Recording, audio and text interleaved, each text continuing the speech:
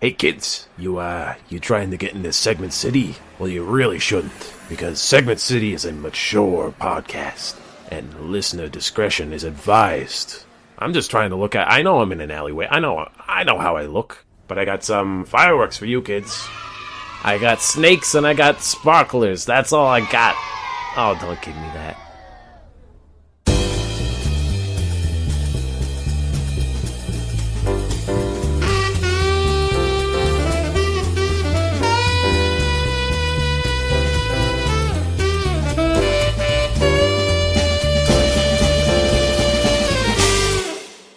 Well, I'm riled up and pissed off this week. You can't make me happy because I'm mad.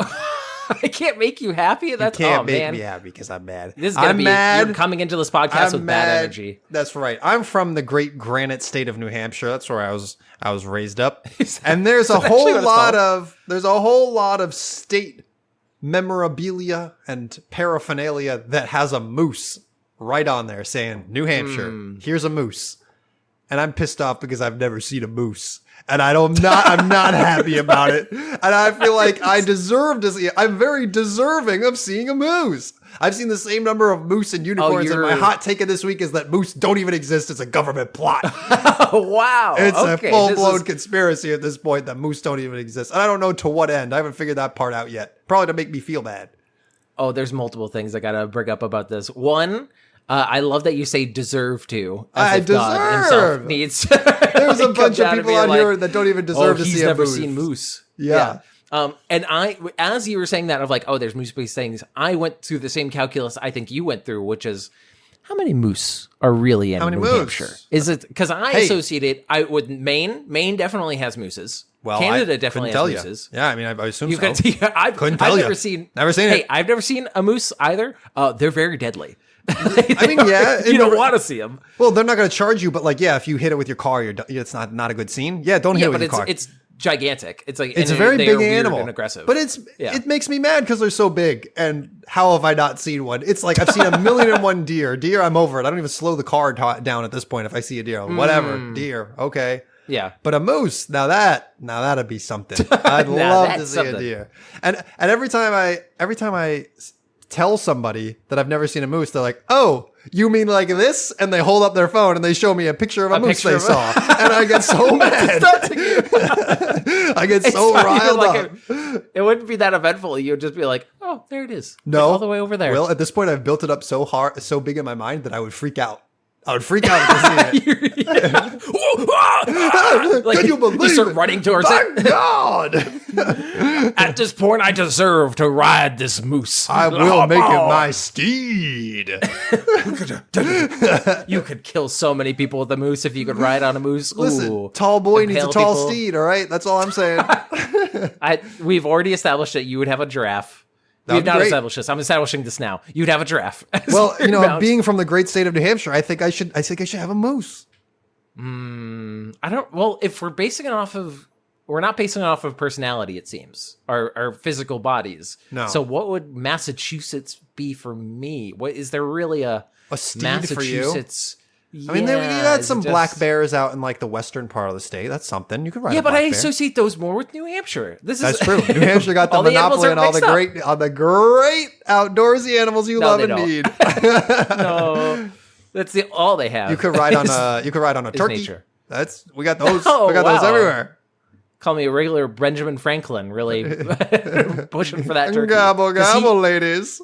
He wanted it to be the national bird. He did. This is a very famous fun fact. And you know what? I think it would have been more fitting. What about how we are now? I also big fan of the loon. I think there's a lot of loons in New Hampshire. I like a loon. Yeah. I like the name at least, and I think I know what the bird looks like, and I like how it looks too. Distinctive. I think the loon is the name is nice. Anyways, I'm riled up, and if you listener have seen a moose, don't tell me about it. I don't want to hear about it. I don't want to hear about that shit at all. You know what's also cool names?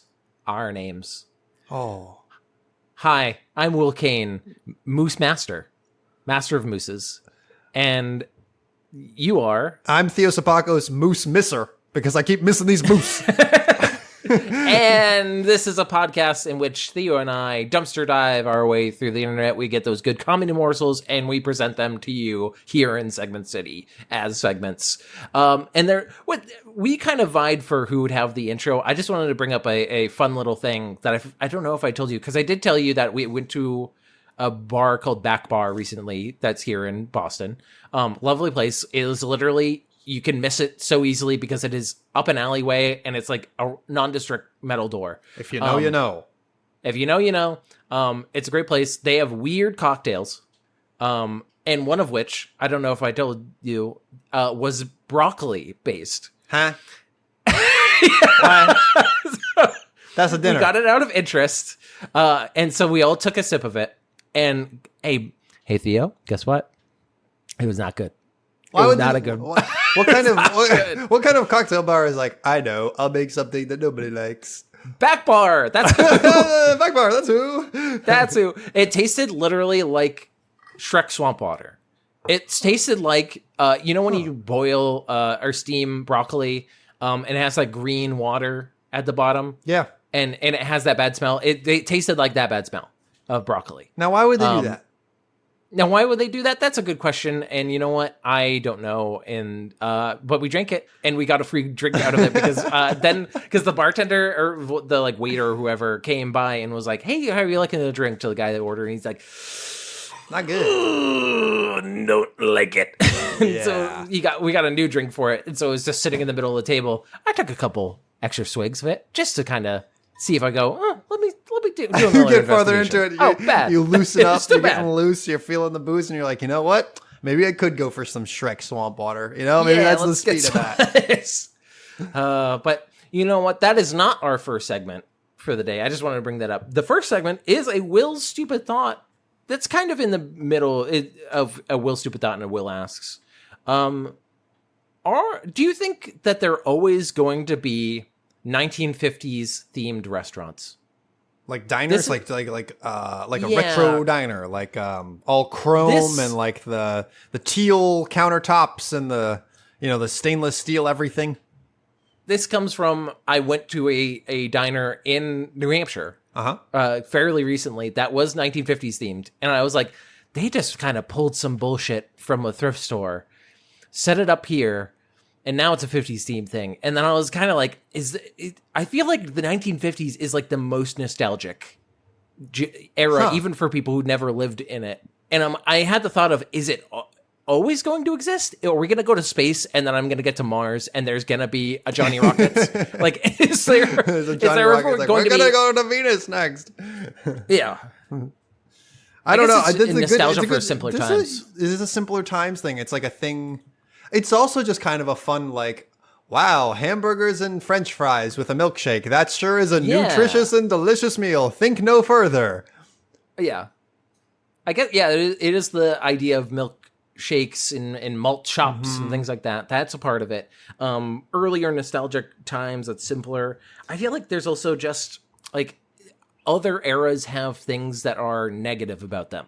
Like the 60s had a lot of like counterculture stuff that people were like, 70s was like disco and everyone's like, also getting weird. 80s was just like social economic downfall, collapse. 90s was kind of internet, and that's where it kind of gets like, people are nostalgic about 2000s, but I feel like 90s is the like, I would love where to. Things were still felt simpler. Yeah, I think 90s is a great. I feel some 90s nostalgia, even though I was quite young. I guess I feel like early 2000s nostalgia, where it's like technology is becoming much more commonplace, much more household, but like companies haven't figured out how to like maximize every inch of it yet. So it's still like really rough around the edges, and it's fun. Like it's fun to tinker around and be like, yeah, I can use this like really dopey phone with a terrible design to do like, to do like access the internet extremely slowly, but it's like blowing your mind that you could check your email on your phone. Whoa! On the BlackBerry. phone. Yeah, that's like, I can type.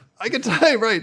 You can pry this physical keyboard out of my cold, dead hands, iPhone. Oh, they did it? Okay, bye. Oh, okay. It's gone? It's gone. Okay. Because I feel like it's kind of a thought in my head of, I think it's just going to kind of filter out.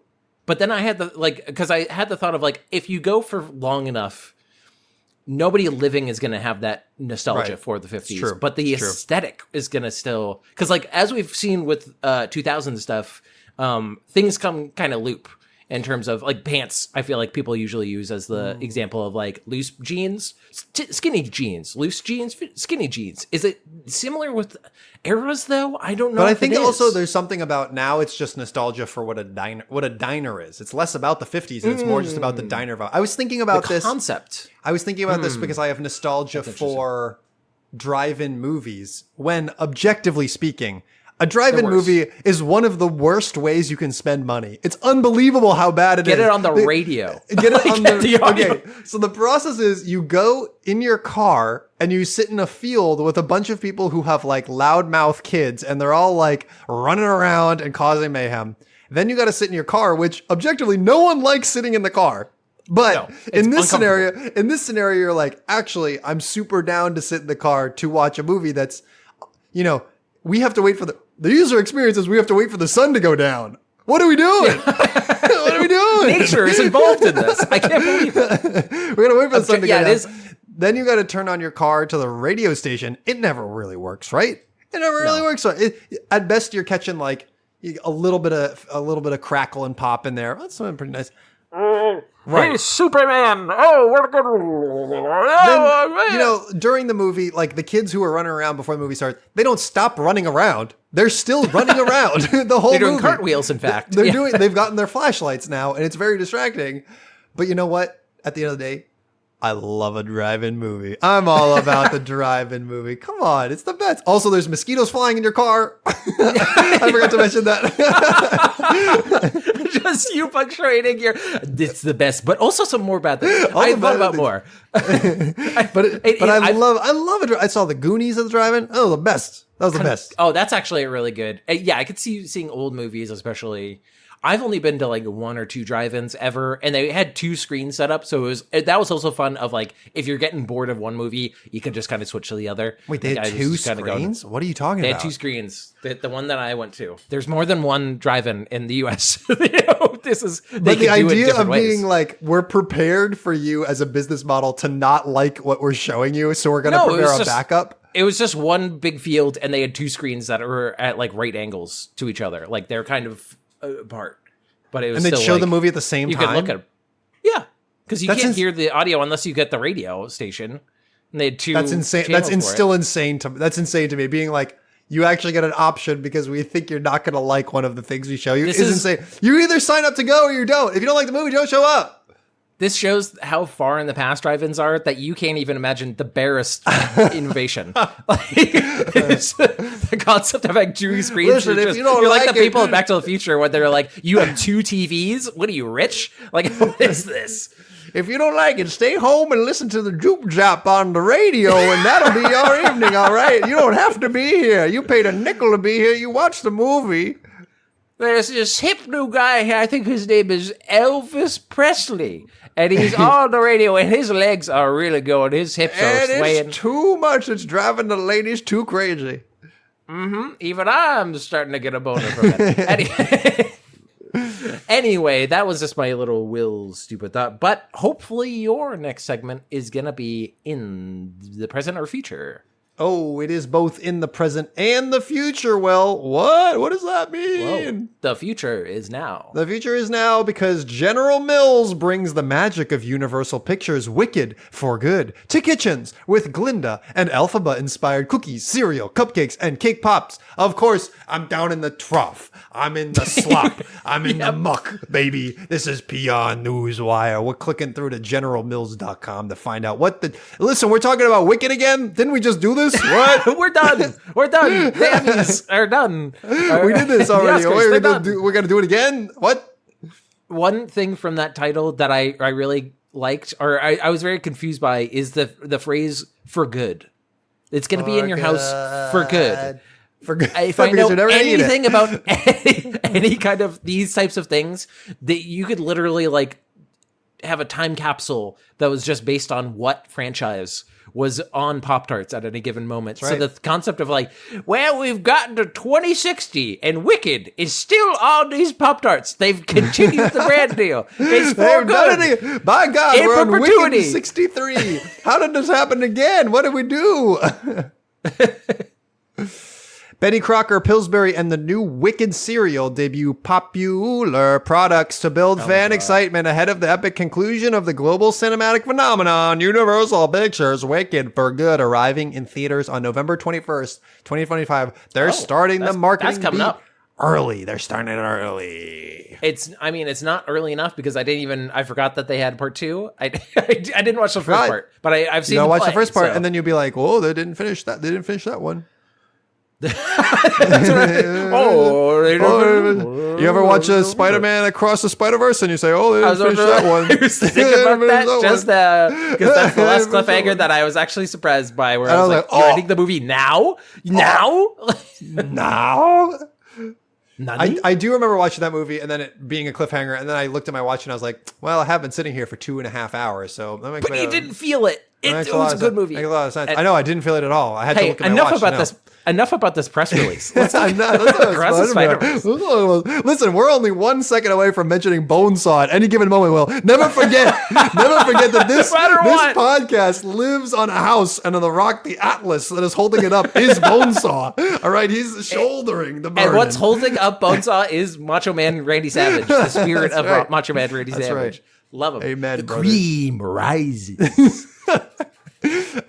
How do we get so drunk? Here we go. As fans worldwide count down to the premiere of Wicked for Good this November, General Mills is bringing a touch of magic to kitchens everywhere with a limited edition lineup of cookie dough, cereal, and baking mixes inspired by Oz's most iconic witches. New this year are the first ever Wicked-inspired Pillsbury-shaped cookies. Pillsbury-shaped cookies? They're just shaped. They're just cookies and shapes, but they're calling them Pillsbury-shaped cookies, which is odd. Featuring Glinda's sparkling crown and Elphaba's iconic hat. While a bold new cereal brings spellbinding color to your breakfast bowl. They got a pink cereal and they got a green cereal. You want your cereal to be Shrek green now? We got you, I guess. I'm glad that they're describing this because my mind was running wild with what they're going to do, because I imagined, like, you know when you get like Christmas sugar cookies and it's just a tube and then you cut off like little circles and it's just like a Christmas tree or something. Yeah. I imagined Elphaba's just her face, like her green face. And then when you bake it, it gets all melted and stuff. She's like, it's like a shrinky dink, like, it turns all weird and she just looks like a goblin. And everyone's like, you want your Wicked cookies? And they're like, no, I'm good. Is this a commentary? This feels bad. I feel like we should be making fun of her. Somebody forgets the green, but here we are. They like present it to the actress who plays her. She just stares at it. She's like, is this supposed to be me? Oh, man. Here's your quote. Because you got to have a quote. What's a press release without a quote? After seeing how much fans loved last year's Betty Crocker and Wicked collaboration, we knew we had to go even bigger for the sequel, with more General Mills favorites and more creative ways to bring that home, said Susan Pitt, brand experience director at General Mills. Whether you're baking for your bestie, planning a Wicked for Good themed watch party for the family, or just channeling your favorite witch in the kitchen, each offering is made to help fans stir up a little everyday magic as excitement builds for that big screen release. Hey, Will, do you ever channel your... Hey, Will, are you ever in the kitchen cooking that mac and cheese? I'm cooking. And all of a sudden you're like, wait a minute, what would make this better? I'm going to channel my favorite witch. And then I get the food it does the That's So Raven. It does the zoom in on your eye, and you think about that time when you had an encounter with a witch, and you think about how great that would make your mac and cheese. Whoa, Ariana Grande! Ariana! Sprinkle some paprika in there, Will. Oh, okay. Whoa! My favorite witch! What else, Ariana? Put some cinnamon in there. Oh, okay. Okay. Anything else? Avoid your taxes. The government's my favorite witch. Yay! Yeah, I love this witch. A witch for the people. Yay! Good on Ariana Grande to suggest tax evasion. Yeah, that's really great. We love that. Yeah. We love that for her. We've always stand her, honestly. You know, as a podcast, as a people. Wait, hold on. Nothing I we enjoy completely more co-sign Ariana Grande. 100%. I love us weaponizing our ignorance about what we say in the podcast. Have we ever talked about Ariana Grande? I don't think we have, but I can't prove it. Because I don't remember it. I don't know if we stand her. I forget if we do. I forget, but that's fine. You can make some Elphabuzz iconic hat cookies with green and pink dough. Okay. They got green dough. They got pink dough.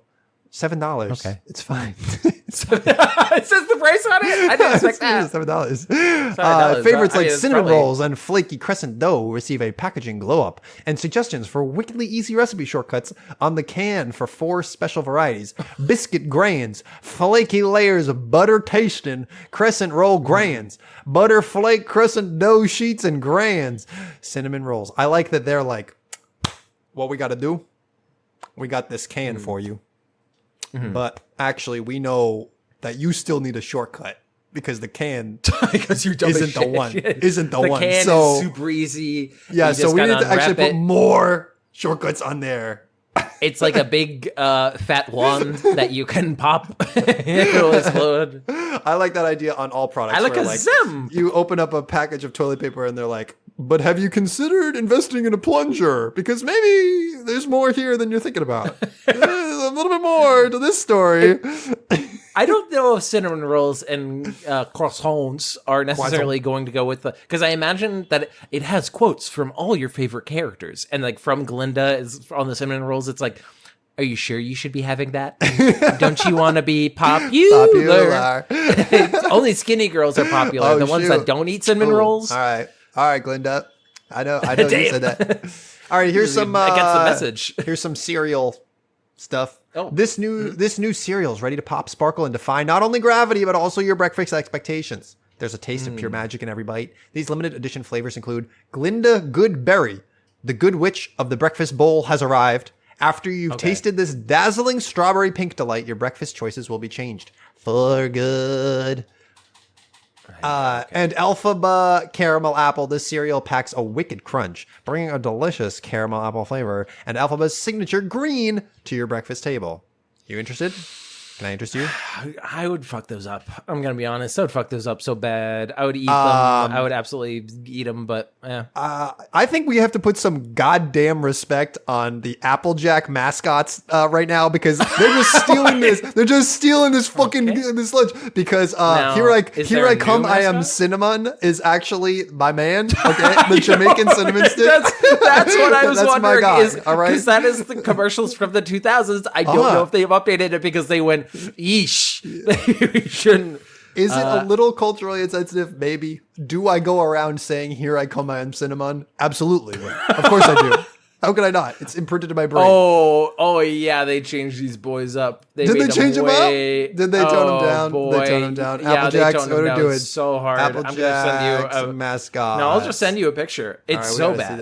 It's so they my lobotomize man, them. What? No, they lobotomize them. They are now. They look like something from PBS Kids. It is. Yeah, the apple used to be the stuff of nightmares. What happened? You can't do that. Seeing these guys again is a memory of how fucking unhinged these guys look. I can't believe this. Yeah. You think kids today can't handle a cinnamon stick that is saying, "Here I come, I am cinnamon"? I don't know, man. You know what? Maybe. Parents were sick of having to explain cultural stereotypes to people. I didn't ask specifically. I just you're like, I don't got kids. I don't care. I don't care. I just want some Applejack. The advertising just worked on me. I stopped asking questions and was like, "Mom, can I just have some of this, please?" You saw this Jamaican man, and some man in business suit was like, "Yes, it's working. He loves it." Wow, I just saw something completely unhinged that I am Control D. That will be bookmarked for a future segment. All right, maybe. Oh, wonderful. And that teaser that I just baited on the hook for a future episode is going to just bring us right over. What's that? Into Will's first segment. Will's second segment. Second segment. This is 2 in the news articles that I thought you would get a hoot and a holler out of. Both have hilarious images associated with them that because this is an audio medium, the audience is going to have to look up for themselves if they want. But this first one is from the New York Post in their section called Weird But True. Okay, weird but true. Give you a little indication. Quote, angry tortoise sets house on fire on Christmas Day. There's an article by Ebony Bowen. And obviously, this is from 2019, so this is not like a recent thing, but obviously it's around December, around Christmas time. This makes me laugh every time. This guy's mad. He's a tortoise and he's not thrilled. It's somebody holding the tortoise. He's giving the most side eye Eddie giving a stank face. Yeah, he's not a happy boy.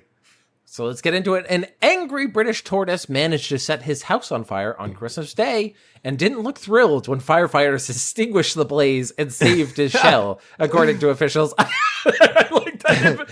How dare that you? implies malice. You're impinging on my rights to burn down my own house. How dare you? Did you think that I wouldn't try to kill everybody? Just look at me.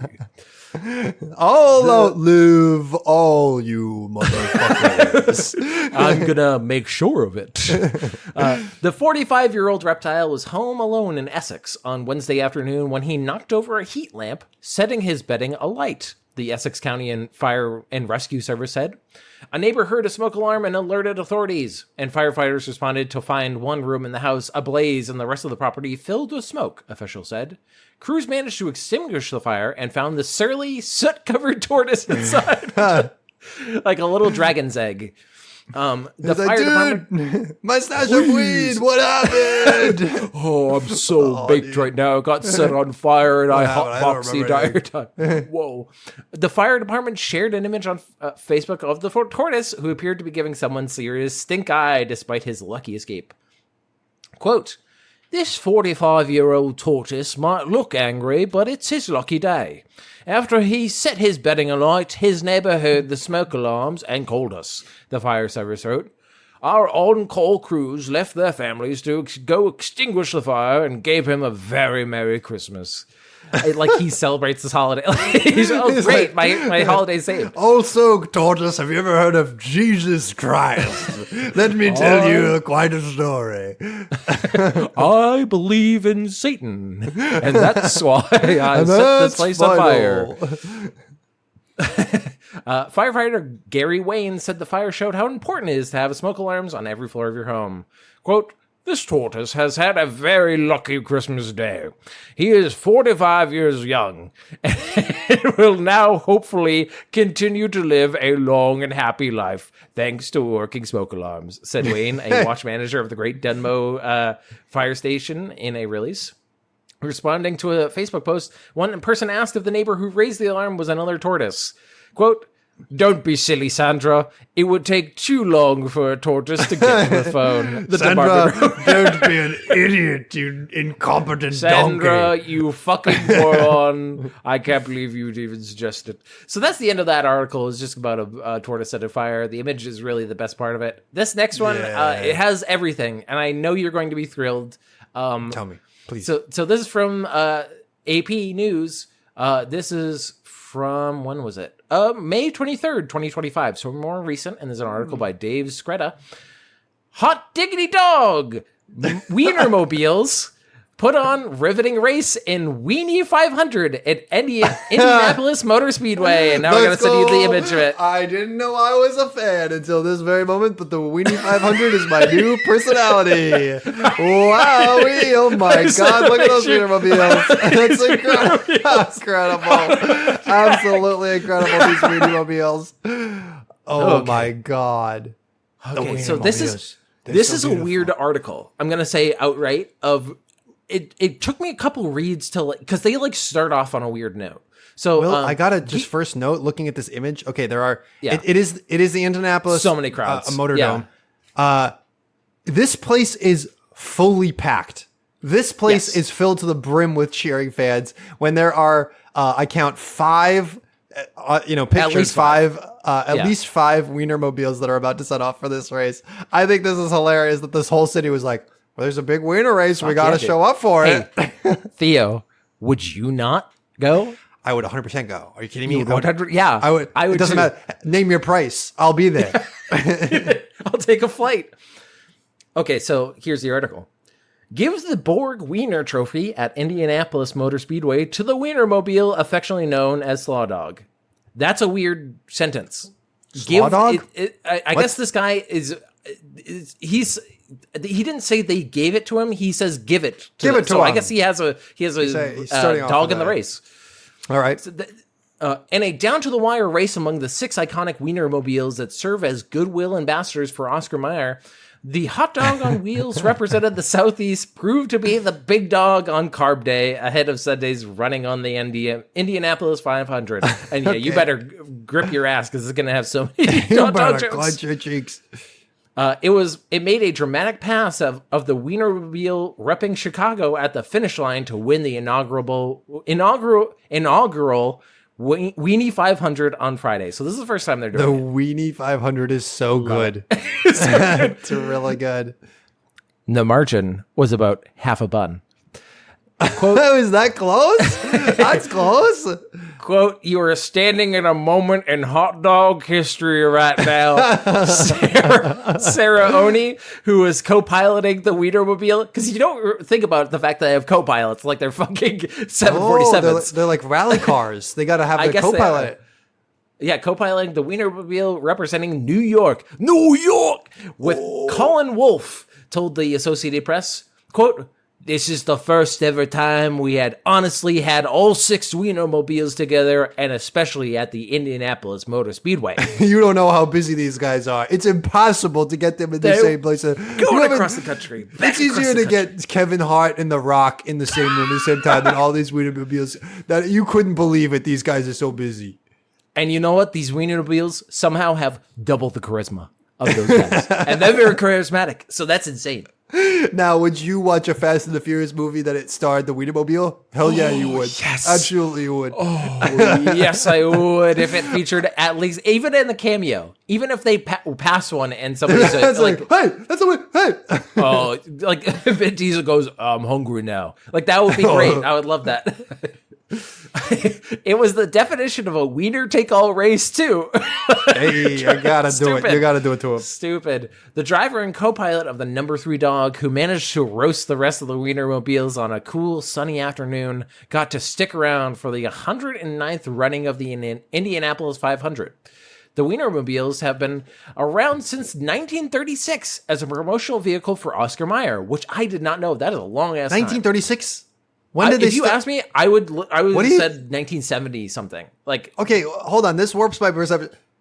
Cars became like widely available in like the 1920s. Is that right? Yeah, they like the Model T was okay.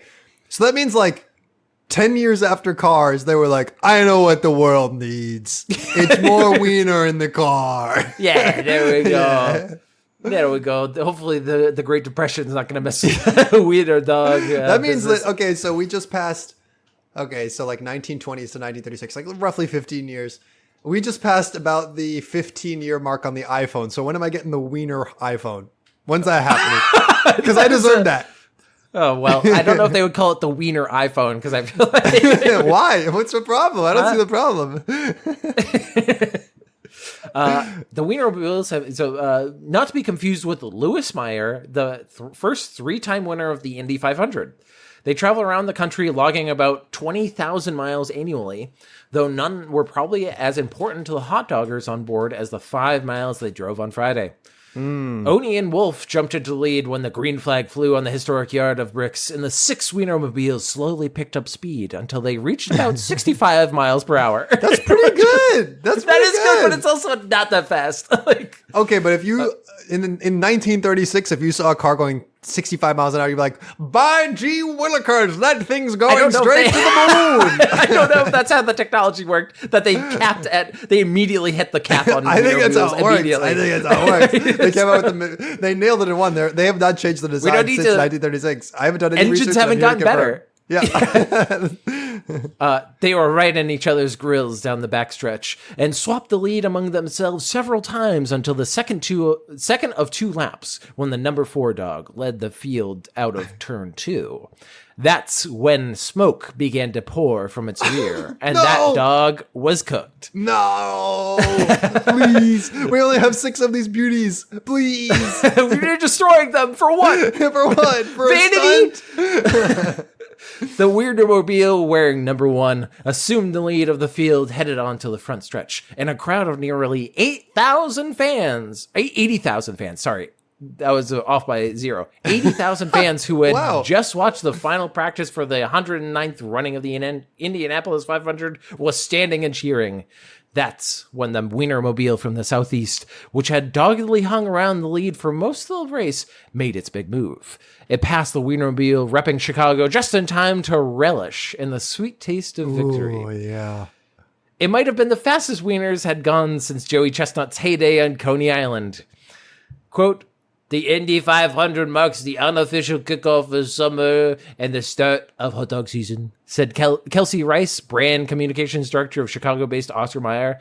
"It's only fitting that we bring a race of epic proportions to the Speedway and celebrate that timeless tradition. Delicious meats and a little friendly competition to kick off a summer of wieners."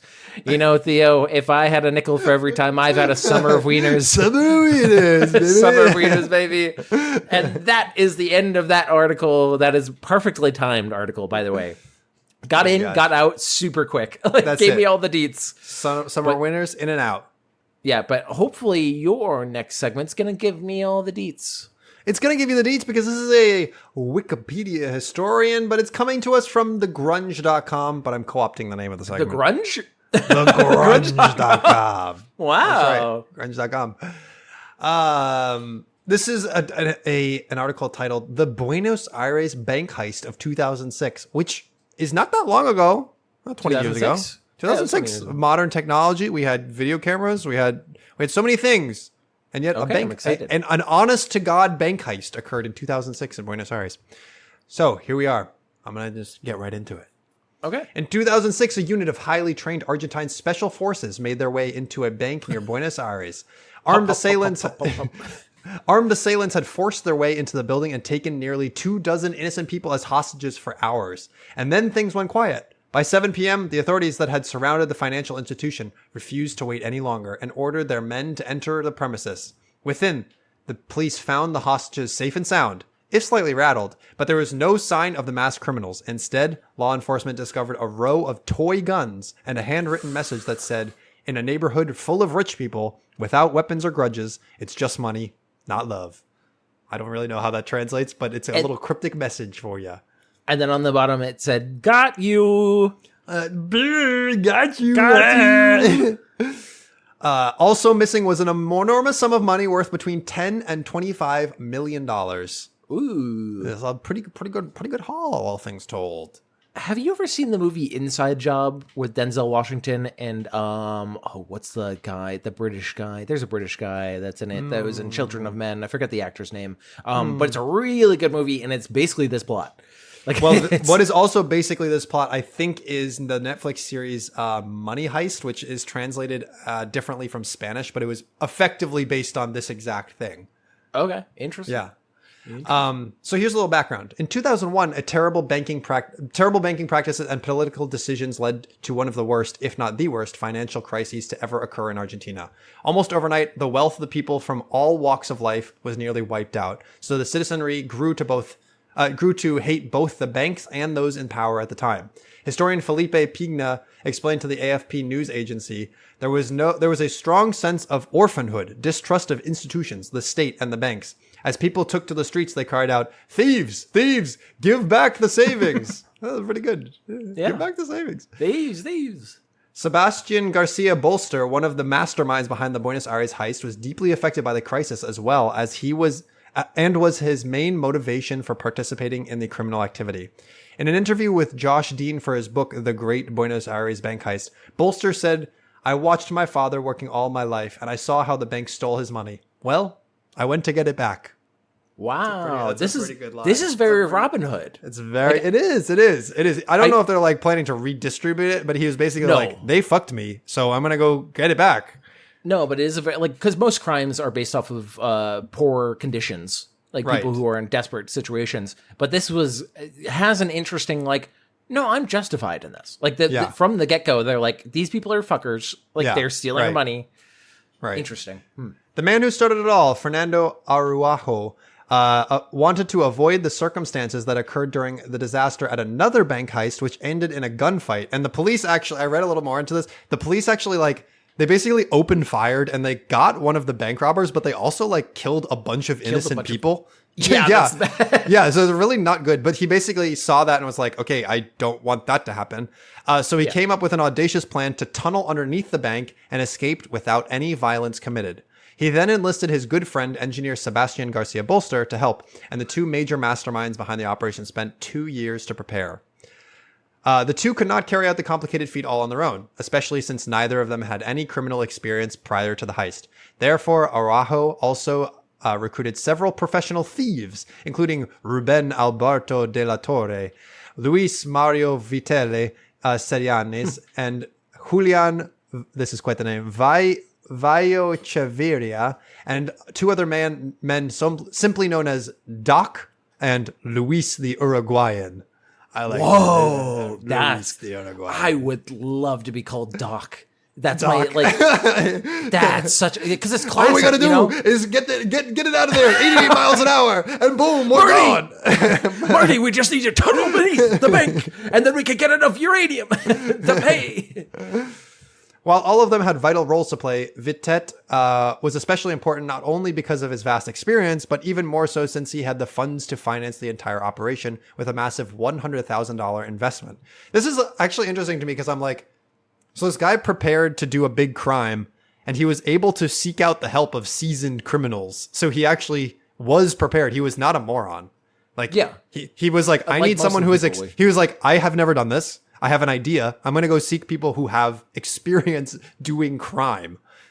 That does rely a lot on honor among thieves that they don't immediately turn around. I guess it's one of those, like, once you get into the criminal world, you don't really want to talk to the cops ever because then they're like, so what do you do for a job? And you're like, ooh, I'm a safecracker. Like, and regardless of their criminal pasts, each one was on board to strike the banks without harming any innocents. As Araujo explained to them, we have to earn the popular outcry. So they were out on a hearts and minds campaign from the get-go. They were like, we are not harming anybody. We're just going to like harm the bank and get out. That's what we're going to do. This is also smart from a practical standpoint of like whenever people who get robbed, like even convenience stores, they bring an actual gun. They can then get charged even more. Exactly right. You get charged even more. Exactly right. So they're like, if something does go wrong, the sentences will be lower because we're not bringing actual weapons. Yeah. On January 13th, several of the armed robbers arrived at the branch of Banco Rio in an affluent suburb north of Buenos Aires and entered through the front doors to quickly take 23 hostages among the customers and employees. The cops were quickly alerted to the situation and surrounded the building until 300 officers arrived on the scene. Even though the firearms the crew carried were not real, neither the hostages nor the police were aware of that, so the thieves were in complete control of the situation within the building. While four crew members either stood guard over the hostages or helped Sebastian Garcia Bolster seize the contents of the vault, Luis Mario Vitet Sellanes was in charge of distracting the police. Right away, law enforcement became deeply confused because not only did the robbers let 3 of the hostages go, but Vitet and another thief were even heard singing "Happy Birthday" to one of the bank employees. So, yeah. Yet Vitet also made... Do we have a birthday here? Hey, everybody get out here. There's a special day in the house. There's a kitchen in the bank, and we decided to make you a little cake. We got you a little something. We knew it was from all of us. I also love the idea of one guy distracting the cops, but I'm imagining it like Home Alone, where he just gets a bunch of cutouts and like has them on ropes and pulleys and stuff. There he is. Oh, wait, there he is. Oh, what's that in the window? How's he doing that? Is it a sock puppet? He's like, it's like doing a little performance. Vitet also made sure to mention Ramayo and say the crew was prepared to use deadly force if necessary, which was completely untrue. It was all very clever manipulation to buy time and put the cops on edge so they would question their own strategy going forward. Their leader, Fernando Araujo, later explained the main goal to author Josh Dean and said he told the crew, "We must look nervous and stupid, like we're losing control." Then added that viewers watching the news must have sympathy for us. Araujo also confirmed that Vitet had taken acting classes and put coins in his mouth to improve deception. I'm not sure what the point of that was, other than to be like, it changes your speech pattern a bit. Yeah, like, that's the only thing I could think of. I'm not sure, but they really deeply prepared. He was taking acting classes, which is pretty crazy. Yeah, it doesn't say.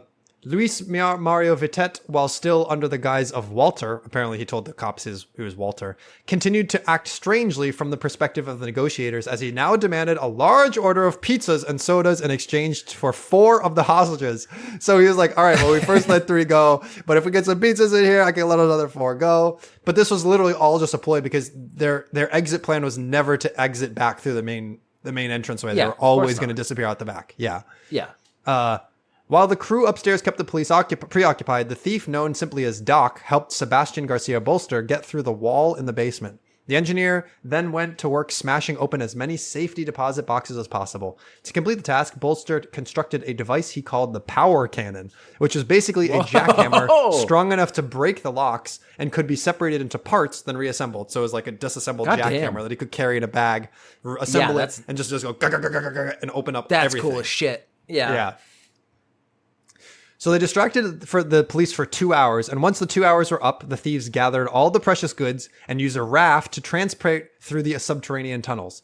And before they left, the crew also cleverly dropped hair from a barbershop throughout the financial institution, causing further confusion to the authorities when they began their investigation. But by that point, the robbers were long gone. So they had dug a tunnel underneath the bank, and they had blasted through. So they had fully prepared. They knew their way in. They knew their way out. It said a raft. Were they in the sewers? They were in the sewers. Yes, they had a raft, so they just floated. They just floated it away. Yeah, gross, but like pretty practical. It's like very practical. Yeah, very practical. But I'm going to sense that it's not going to go that well because we know all these guys' names except for like 2 of them. So 7 hours from the start of the incident, which means that they had been gone for they distracted them for about 2 hours. So some 5 hours later. Law enforcement lost their patience and finally stormed the building, according to the Washington Post. All the remaining hostages were found within, and they had been treated well, given the circumstances. On the other hand, the cops were not able to find any of the robbers because the hole in the basement that they had escaped through was sealed with a large iron lid secured from the other side of the tunnel. So they'd welded it from underneath to be like, yep, you don't get to just open this, we're gone. It's crazy. You're going to take time. Another key thing was missing from the valuable contents from over 140 out of the 400 safety deposit boxes worth at least $20 million. The heist had gone so well that once they had made it to their getaway vehicle, the utterly successful criminals were able to watch the police storm the bank on TV like the rest of Argentina. Oh my so God. They were just sitting back watching it happen because they were fully out. That could have been us. That could have been us on the other end of that. That's right. The heist was almost perfect, with every member of the crew getting away completely free. However, freedom for most of the crew would not last long. 5 weeks after the extraordinary heist, the wife of Ruben Alberto de la Torre, her name Alicia de Tuillo, was fed up with her husband. Alicia said she knew Beto was cheating on her with a girlfriend, and she could not take the thought that he might leave her with a new woman. The scorned spouse had only meant to give up Beto to the authorities, but since she had seen most of the other members, Araujo, Bolster, Vitet, and another one, they all went down with their comrades as well. Alicia later apologized to the other men and asked for their forgiveness. What a weird thing! Don't apologize. You either were a narc or you weren't. I don't know, man. Yeah. However, that's the police were never able to identify Doc or Luis the Uruguayan, so the two have eluded law enforcement to this day. When talking to the usher, Josh Dean, Beto swore that he had never intended to leave his wife. He also admitted how angry and shocked he was by her actions and said, "I never thought she would do that. And since she's the only reason they were all caught," Beto said, "I will always be angry for the rest of my life." Yeah, because he's in fucking jail, and she's just sorry. Like, but this is like a few episodes ago we were talking about Heat, the movie Heat. Oh yeah, very similar thing of a woman. It's always a woman, isn't it? It's all the woman scorned. Even though the legendary robbers were ultimately caught, none of them served longer than 5 years in prison. The short sentences were primarily due to the fact that none of them used real weapons, just toy guns, according to El País. After they were convicted as criminals, none of the professional thieves regretted taking part in the heist. In fact, the general feeling was that it was one of the greatest accomplishments of their lives. This is really true. It's like it worked flawlessly. The only thing was like we trusted someone who was not in on the plan. That was the one downfall. We were hanging out at their house, playing their Xbox. It didn't work out. Out of the members of the crew that served time, Sebastian Garcia Bolster spent the least amount of time in jail with only 25 months. The engineer avoided a longer sentence because he was only charged with the crime of assisting the crew and digging the tunnel. Luis Mario Vitet Selanes had served several more years after his conviction, yet his lawyers were able to reduce his sentence to 4 years. He was deported back to Uruguay and prohibited from ever returning to Argentina. Since Sebastian Garcia Bolster was not involved in the criminal lifestyle beforehand in any way whatsoever, and Fernando Araujo's experience was also minimal, they both acknowledged their immorality of their actions to some extent. Bolster even admitted to the author Josh Dean that people's reaction to him were a bit strange. The engineer said, "No one has ever said anything bad to me. On the contrary, many people congratulate me. That's very confusing. I know it's wrong to steal, but they congratulate me. To understand this, you have to be Argentine." That's where we end. That's an interesting quote, but it's the fact that they're like, we copped up to how immoral this is. It's like, yeah, but it was built on an immoral system. The reason they did it was because there's a lot of people who are doing things that were immoral but legal. Yeah, it's a bit like if someone like in 2010, if Enron was still around in 2010 and someone walked in and like robbed them, people have been like, yeah, good. Yeah, they don't need that money. They're only going to fuck it up. Like, yeah, right. So yeah, this is a weird, because I do root for them. You do root because they were good. They didn't do anything that was harmful. Yeah, they totally. Like a bank. They never even put the chance that someone would get hurt. Like if they had, like they couldn't use their guns. Their guns were not used. Like they basically just were like, get down. We're gonna rob this place and we're gonna leave. Like that's gonna be it. You're not gonna do anything. Yeah, very interesting. Because Because Inside Job pretty smart. Literally the same, but the conclusion is a little bit different in terms of like how they did the heist or like what they were heisting. So I'm not going to spoil it because it's a really good movie. I've seen multiple. Yeah, right. It's a genuinely good movie. There's also a really weird scene where because Denzel Washington is like the detective in charge of like investigating it. And for some reason there's like a dramatic scene where they quote unquote kill a hostage. And so they decide for some reason to put him on like a scooter or a dolly or something to indicate how angry he is. So he is just stock still. The camera is like on him and just going, but his arms aren't moving. And it's one of the strangest shots I can think of in a movie because I was like, why'd you do that? It's like him and he's like zooming through a crime scene. And it's like, what is this? But I'm going to add Inside Job to my list because I love a good heist It's movie. A good heist. It's a really good heist movie. But yeah, this is a really interesting. It kind of reminded me, there's another heist that we covered that was also kind of tunneling in from a different area and they got caught also. But this was more well done. I forget where it was in. I think it was like Europe. Once again, we forget every episode that we do the moment that we stop talking about it. But very cool. Inside Man, that's what it was. The Inside Job, I think, is a different thing. Yes. But that, you know what? It's an inside job, an inside man. You're an inside man in your next segment. That's a bad transition because we're getting right into Amazon erotica, and you know what? No. Somebody might be inside a man. I don't know. No. Is it Denzel Washington? I'll never say. Oh, maybe he's such a good actor. Wow. He's so talented. This is Amazon Erotica, a segment in which I go to the bestsellers of erotica on Amazon and I read you the descriptions from there. Please note, we are not kink shaming anyone, but these are always just out of context, really funny. They always go into certain directions that I'm like, this is what people are into, huh? But this is from the Mindfuck series, which what a way to... Okay. That's from author S.T. Abbey. So Stabby? I guess this is... I like that you went not with Saint Abbey, but Stabby. No, because it's S.T. Abbey. So it's not Saint Abbey. Stabby. So Stabby. And the first book in this is The Risk. They took too much, left too little. I had nothing to lose until him. And then they say Lana, but they don't, I think, go to another character. You know how it does the classic, like, we're going to do one character's point of view and then the other character's? It's just Lana. And it's also staccato sentences. It's all individual lines. You got it. It's just action sentences. That's it. I didn't expect him. I didn't want to fall in love. But I can't let him go. I can't let him go. I can't let him go. Logan Bennett makes the world a safer place. He's brilliant. He's a hero. He's the thin blue line.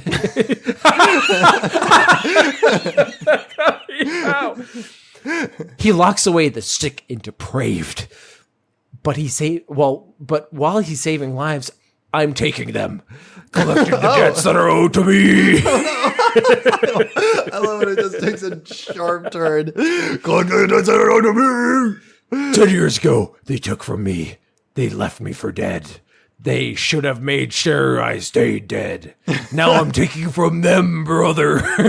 Brother. One name at a time. I've trained for too long. I've been patient. I can't stop now. Revenge is best served cold, and Bonesaw is ready. And Bonesaw is ready. They never see me coming until I paint their walls red. Logan doesn't know how they hurt me. He doesn't know how about the screams they ignored. He doesn't know how how twisted that town really is. He just knows that people are dying. He doesn't know he's in... That sounds twisted. That sounds twisted. Oh, wow. That sounds twisted. Was the... Oh, for some... There's a name that... one second. Anyway, this is a joke that I cut out. I tried to come up with a joke, but no. There's a town called Truth or Consequences. And I feel like that would be murders. Did you know that town is actually named after a 1950s game show? Yeah. Whereas, insane that they were like, oh yeah, we'll take you up on that offer to change your town name. So Truth or there's Truth or Consequences. And no one suspects a dead girl, and Logan does suspect the girl in his bed. They're looking for a monster. Excuse me, you're in my bed. I don't know how to tell you this. I need to go to bed. No murderer zone, please. Around my bed, thank you. They're looking for a monster, not a girl who loves red, not a girl in love. I'm a faceless nightmare. At least until I tell them that the story they've pretended never happened. But in the end, will Logan choose them, or will we watch them burn together? And then this also has, because they have the trigger warnings and stuff of hey, this is a graphic adult language, whatever. It also has a thing for fucked up moral compass. Read at your own risk. And I've never seen fucked up moral compass. If you're offended by someone who's they're not making very wise choices with their time. Whoopsies. So this is book 2, Sidetracked. This is from Logan. They always want to break me, and I'm too strong now, untouchable, or at least I was until her. This sounds like some. If you read that in a voice that was butt rocky, I would totally believe that they're never gonna break me. I've had tunnel vision for one main goal for so long that I forgot that there's a whole other world just outside. Until Lana, she's everything I never expected. So wait, then what doesn't make any sense? Her name is Lala. Lana. No, it's Lana. Okay. Lala. She's everything I never expected. So you didn't. So what? So she's nothing to you? I don't understand that means.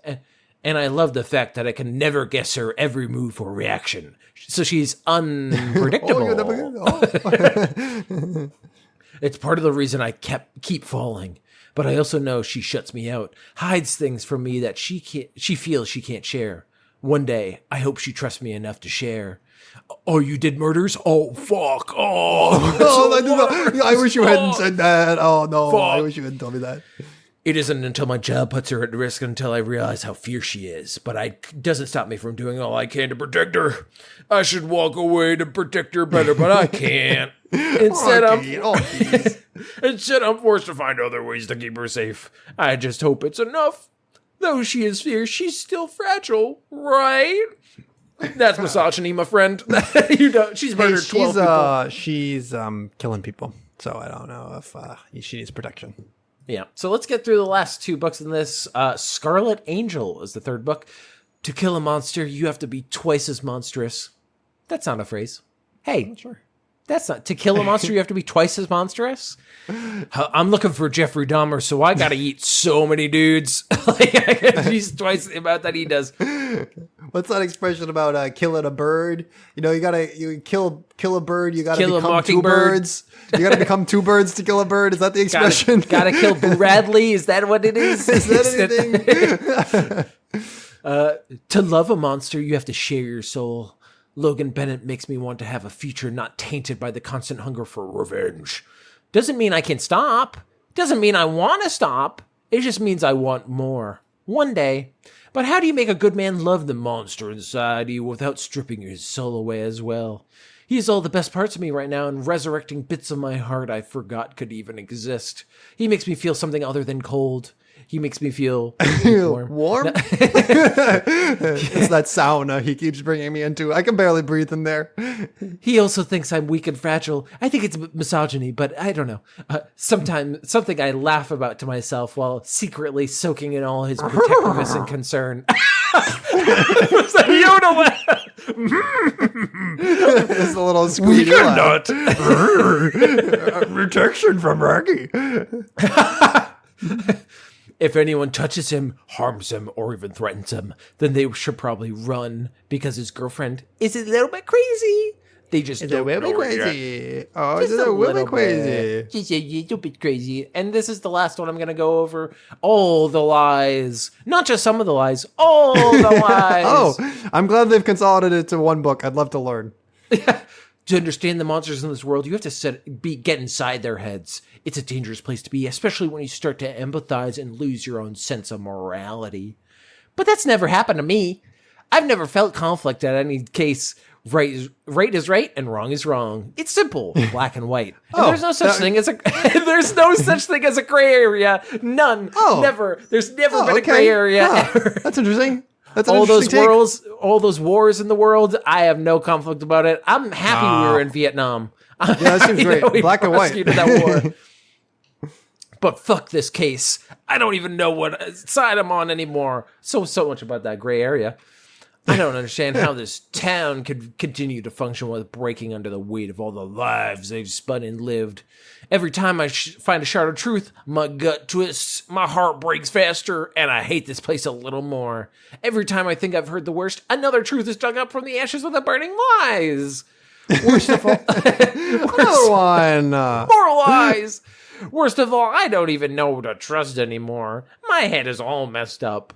I pride myself on being... It's all freaked up, guys. I pride myself on being impossible to fool. Hey, me too. I've never been fooled. Never in my life. Look at this face. Does this look like a face that gets fooled?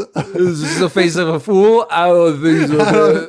I don't think so. I don't think so. I'm an expert at knowing when somebody's lying to me. I never believed in being blinded by love. Until Lana. We're 4 books in! He doesn't know she's a murderer. She's killed so many. I pride myself on never getting fooled. I never believed in Santa Claus. Even as a baby. I said, no, that's I said, Mama, fake. No way. That's too fake for me. Hey, mama, have you thought about how there's so many religions and they all say that the one true religion, doesn't that mean that there's a bunch of not true religions that they think about that, mama? And she's just like, I got to get rid of this baby, throw him in a detective academy. It's crazy. I got to throw this baby in Detective Academy. But that gets us to the end of the podcast where we're going to throw everything out. We're done. We're done with the podcast forever and no more content. Right in the trash. No, I'm kidding. We'll be back next week. But thank you for listening to the podcast this week. We love when people listen to the podcast, and we love when people recommend it to their friends, leave reviews on their podcast network of choice, such as iTunes, Spotify, Stitcher, etc., and send us their own segments to segmentcitypodcast@gmail.com. Hit up our YouTube for full episodes. Hit up my YouTube, Golly G Willikers, where you can see content that is goofy and silly and dumb, such as I'm going to be putting out a video soon about Winnie the Pooh's Home Run Derby, a flash game from the year 2005, I think. So look for that. That'll be a good, fun time. And you know who's also a good, fun person? That'll be Rachel Robinson. She does our intro music, and she has amazing music you can find on your music streaming platform of choice. And some say that she's never been fooled. You look at her face, that's not the face of a fool. Not once. Never once. I never freeze. I never be fooled. I never get fooled. That's what she says. She says that to you. She says that all the time. She says that all the time. Okay, so this is now going to be our last segment. iwaspoisoned.com. Oh, jeez. So this is from Bar Apria in Campania, Italy. Oh. We're going a little international. Yeah, a little international. This person is having a bad vacation. I ate a pizza in the afternoon of August 10th and that had salmon, arugula, cheese as a topping. This was the only meal of the day as I am traveling via tour bus. I did not consume any other food items for the rest of the day. Okay, lady, we don't need to know your whole day itinerary. So I went to the Colosseum, and then I went to Venice, and then about 7 hours after eating, as the tour bus arrived in Sorrento, I suffered from extreme abdominal pain, headache, fever that quickly led to vomiting and diarrhea. These symptoms lasted for 4 days, where I had to stay in my hotel room and not leave. This person was tough. I'm a trip of a lifetime. Oh, if only I could go to beautiful Sorrento, please. I was in so much pain between the vomiting and diarrhea, I was in tears. My entire visit to Sorrento was destroyed because of this. Because if this is today, only after I started to feel a little bit better and the tour bus ended its visit to Sorrento, I did some online research and found this restaurant has a large number of very bad reviews on many topics. I like that. The sort of eat first, ask questions later is sort of the policy she's taking. Bad, service bad. They had a bad crossword there at the time. Bathroom bad. Hard to find restaurant. Crazy hours. It's in Italy. Their Italian was bad. How is that possible? How is that possible? Come on, man. But you know what? It's that possible lady has to a do. face that looks like she gets fooled. All right, that's all I'm saying.